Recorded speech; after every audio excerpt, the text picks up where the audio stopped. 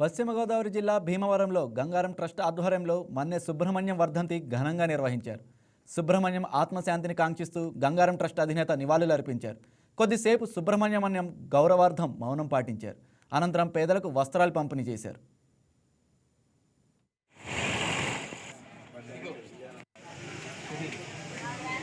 జోహార్ మన్నె సుబ్రహ్మణ్యం గారికి, జోహార్ మన్నె సుబ్రహ్మణ్యం గారు.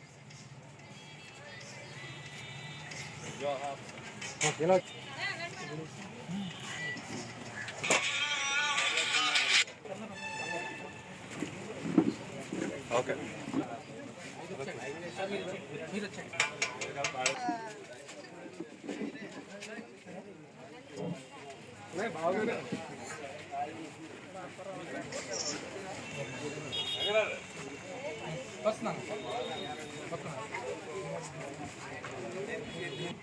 ఈరోజు ప్రథమ వర్ధంతి కార్యక్రమాలు మేము నిర్వహించడం జరుగుతుంది.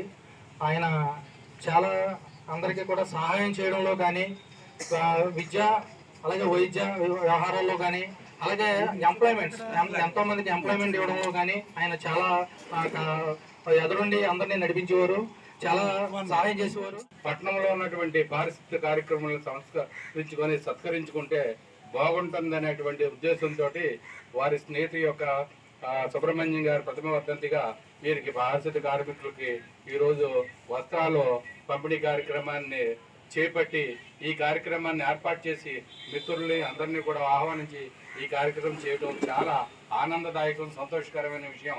ఈరోజు తల్లిదండ్రులనే మర్చిపోతున్నటువంటి ప్రజలు ఉన్నటువంటి వ్యవస్థలో ఒక మిత్రుడిని గుర్తుంచుకొని అతని ప్రథమ వర్ధంతి కారణంగా ఈ కార్యక్రమాన్ని ఏర్పాటు చేయడం నరమాడి మా గంగారాం గారిని అభినందించిన విషయం.